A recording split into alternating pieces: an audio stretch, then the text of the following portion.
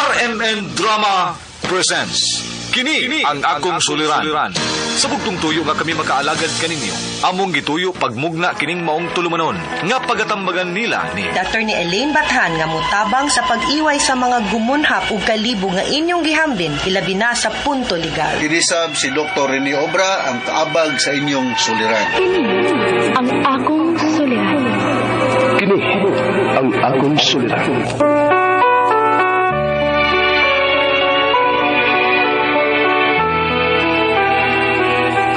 Sa atong pagkaymugso ng kalibutan, gikalawaan at ang daan sa atong suliran. Ang suliran mo'y kabahin sa itong inadlang panginabuhian. Aba na doon ay suliran nga dili mo mapasan nga ikaw ra. Nagkinahanglan kag katabang aron sa pagsulbad ni ini. Nagkinahanglan kag kahayag na mo'y mulamdag sa imong unahuna. Ug tungod ni ini, natawag kini nga atong tulumanon nga naguluhan. Kini ang akong suliran. Kini ang akong suliran. Mga minugbong duwa nga matapos lang sa usa ka hugna. Mga kinutlog gikan sa mga suwat sa mga minahal namong tigpaminaw. Busa kung aduna kamoy suliran nga naggumon karon sa inyong galamhan. Suwata ka na ug ipadala ning atong tulumanon. Kini ang akong suliran. Aron kabuhatan ka na og duwa sa kahanginan ug pagatambagan sa mga bulawan ng hunahuna. Kini ang akong suliran. Kini ang akong suliran. Sinumat ni Teresa Tirul Soria, ubos sa direksyon ni Ingrid Miss Iver Tudaso. Dalit kaninyo sa RMN Drama.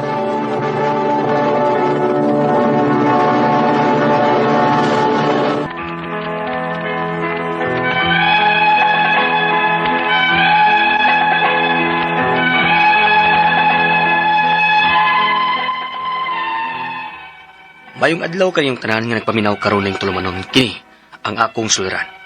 Ilabi na kaninyo Dr. ni Obra o Dr. ni Elaine Bathan. Ingon man sa mga artista nga maghatag kinabuhi ning akong suwat suliran. Ako si Dwayne, 30 anyos, taga Cebu City. Punto medikal kining akong suliran. Kabahin kini sa paghubag sa akong tiil.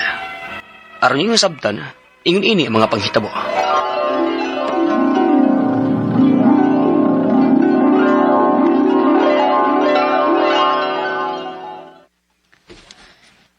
Kinahanglan na tingalit ang mugahin og oras ni Daisy nga atong anak ko, Dwayne. Sige na lang tagtrabaho. Wala gito'y oras sa atong anak. Ayaw ka bala ka. Karong Sunday humantog simba. Manglaag ta small. Ato siyang isuroy aron malingaw siya. Sige. Sigurado yung kung malipay ng bata, ah.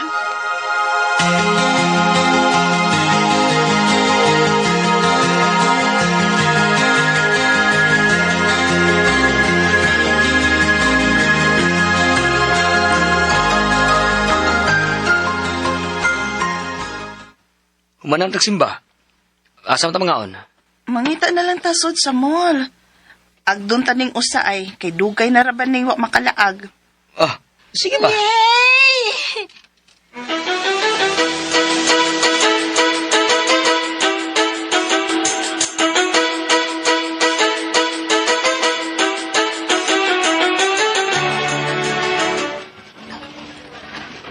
Unya karon nak, manamatag kaon. Unsa may gusto mong buhaton? Di ka gusto mag-playground na? Dili, ma. Kadaghan naman ko kasuway, ana. Mao ba? Sa may gusto ni mong buhaton nun? Ay, mama. Mama, kana na lang ay. Skate. Uy.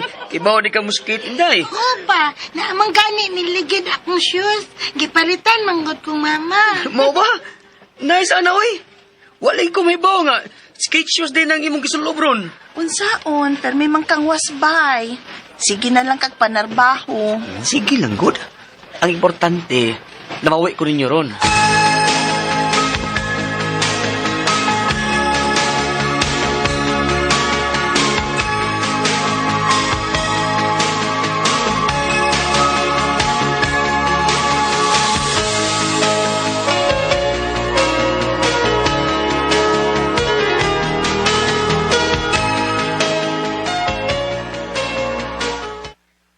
Hi, sir.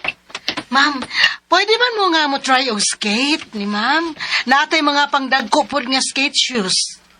Ikaw, na. Ganahan ka mo try? Na, di ko kamao, anak, uy.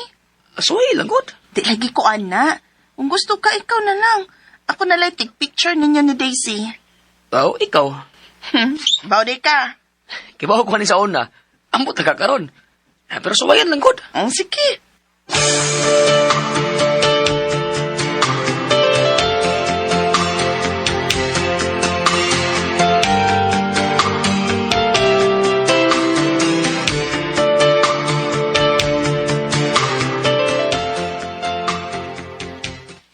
Gawhan! Mag-video ka ni mo, ha? Kahibaw pa ba ko ani, no? Pila pa man ito edad na ko nga nakasuway ko ani. Ay, bebe. Hulagan ako. Ako suwayan. Aray! Ay, sakit na sa mong tiilan, ay. Paglangas kay nagtambal ko ni mo. Ikaw man sabgod. Suya-suya pagkik kasi mong anak, uy. Aray. Lahan. Ubaga man diin imong tiil, uy.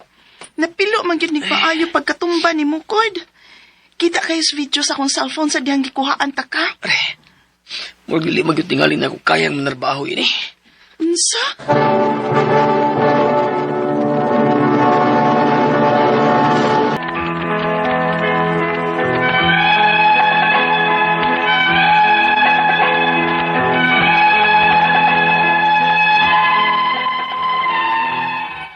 Grabe gyud kahubag sa akong tiil sa diyang napilo ni.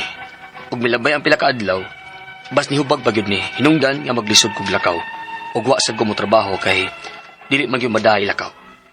Ug tungod kay dili man gyud ko komportable siyang pagkasakit, ako kining gipahilot. Pagkahuman, mas maglisod na mahinuon kog lakaw. Kay ultimo ko mubarog lang ko, di man gyud madaa. Unya, Han, muduha naman ni kasimana. Murag, uwa man gid ko'y nakitang kausaban si mong tiil. Magpa-check up na lang ka ta. ay na, watay kwarta eh. Doon ako kasi mana nga, wa mo sus trabaho. Anya, sagdan ra ni nato. Mayor lagi ni.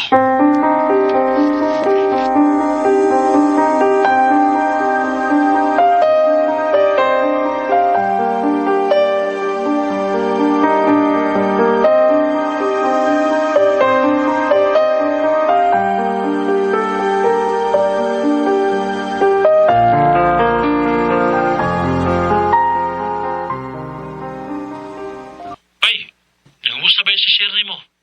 Kay kung dili pa ko ka makabalik sunod buwan, basin ko mangita siyang ikapuli ni mo. Unsa bay? Tinuod ka? Wala gi by Edwin. Mabito nga nanawag ko ni mo. Bay.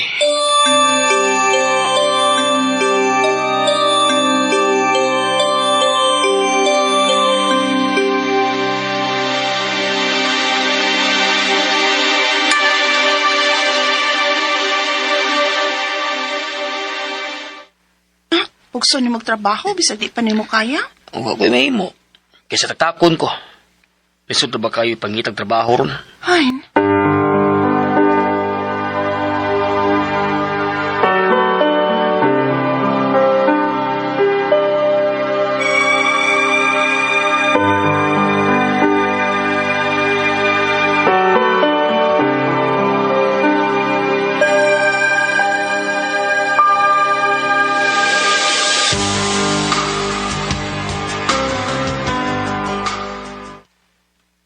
Mauday nga maglisod kag lakaw. Kay grabe naman na yung kahubag ng tiili mo bay. Lagi ba eh? Sakit ang mga ganihantod karon. Pero padayon lang yapon ta balag sakit. Masakit manguga. Mawad ang trabaho. Kaya dili mo sabot atong amo. Maugid bay.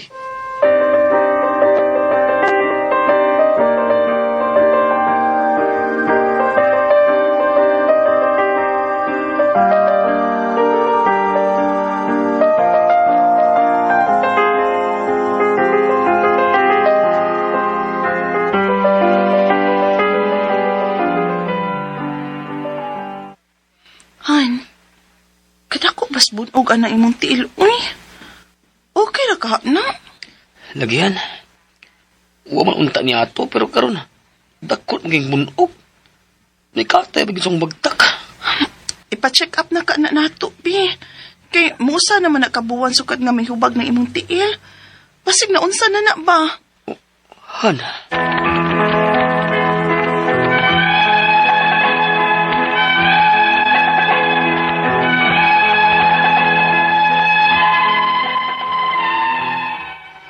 muusa na kabuan, pero ang hubag naalang gihapon. Ang ako mga pangutana mo kini mosunod. Unang pangutana. Dok, mag-usa na ni kabuan nga ni hubag. Unya pagka ikaupat nga semana, naida kong bunog. Normal ra ka ni? Dili ra ba ko angay mabalaka ani? Ikaduha pangutana. Pwede ba ni nga sprain lang o naay posibilidad nga nabali ang bukog? Kinahanglan ba kong magpa-x-ray aron pagsiguro nga why fracture? Di katulong pangutana. Unsay angay na kong buhaton sa bahay para maubos ang hubag o kasakit sa kong tiil? Ug pilam day kaadlaw o semana kasagaran maayo kung ma-injury kag sama ani. Ikaupat o katapusang pangutana. Pwede ka ako magsulubog mandahi o brace sa kong tiil? Dili ka mo samot? Kung mapabilin gihapon ang hubag, pila ka adlaw gikan karon? Ug unsa may angay na kong buhaton? Palihog, tabangig tambagi ko. Kini ang akong suliran, Dwayne. Mayong adlaw mga suking tigpaminaw din sa tong programa, kini nga akong suliran. Ano na sa bako, si Dr. Rene Obra magiguban kaninyo karong adlaw. Ako mutambag sa inyong mga medical problem, kay medical doctor man ako, psychological, emotional, ug behavioral, kay usaman ako ka psychiatrist, ug mga problema sa mga ginadling drugas, kay usaman ako ka drug addiction specialist. Klase-klaseng pamaagis pagpadala sa mga sulat-suliran di kanamo. Pwede kayo ipadala sa mong email, suliran_612@yahoo.com or sa tong Facebook account, kini ang akong suliran official writers page. O driba sa mong buwatan sa 3rd floor, UCR Martinez Building, Osmeña Boulevard, ning Dakbayan sa Sugbo. Ang inyong mga legal ng mga problema, si Atty. Eileen Batahan ang mo tambag niya na. Ang atong makutlo nga pagtulunan karong adlaw, mao kini nga walk with quiet confidence and humble strength. Ayaw paginambog, no? Pero, lagi na ko, no? Humility is a virtue. May ko nang magpaubos yun ta, pero akong life experience, kung sobra na po kapag paubos, manatamakan man imong liog. So, nagay mga panahon good pod na sa akong life experience. Mapaila po kagun sa po imong ikabuga. Otherwise, ibuli yun ka. Bugal-bugalan ka, ibuli, huwag di lang po ka mo sukol. Para sa ako, di na maayo. Para sa ako lang na, Okay. Si Dwayne nang atong magtatampo ko adlaw, 30 years old, taga Cebu City. Hubag iyang tiil, no? Unang pangutana, Dok, usa na ni kabuan nga nihubag unya pagka ikaupat nga semana na ay dakong bunog. Normal ra ba ka ani? Dili ra ba ko angayang mabalaka ani? Ang mabalaka gyud ka ani Dwayne, no? Kay ninghubag meaning na ay trauma, na ay tissue damage, no? Kinahanglan gani nimong kung mahimo ipa X-ray, kung wa bay finding nga makita diha, no? Labi na gyud na ay pus formation. Alarming ni siya Dwayne kay but pasabot na infection going on. Ya may tabo ra ba na infection nara na sa tail, mada ang kagaw sa pagdaloy sa dugo, posible ni siyang mukatay diri sa other parts of the body, mahimo posible kang masakit o kining gitawag na tog infection sa dugo nga septicemia. Kaduhang pangutana, pwede ba ni nga sprain lang o naay posibilidad nga nabali ang bukog? Kinanglan ba kung magpa-X-ray para masiguro nga walay fracture? Yes, kinanglan ka magpa-X-ray. Kung mayroong kag-sprain sa ligaments na siya, tendon and ligaments, sprain na siya. Kung mayroong kag-fracture, kuha na siya ng bukog. Lama X-ray para masuta kung sprain lang ba ni siya or fracture. Okay? Klaro man kayo na sa X-ray. Katulong pangutana, unsay angay na kung buhaton sa balay para maubos ang ubag o kasakit sa akong tiil. Ug pila man di ay kaadlaw o semana kasagaran maayo ang mga injury. Depende sa injury, Dwayne, kung unsa ka dugaya maayo.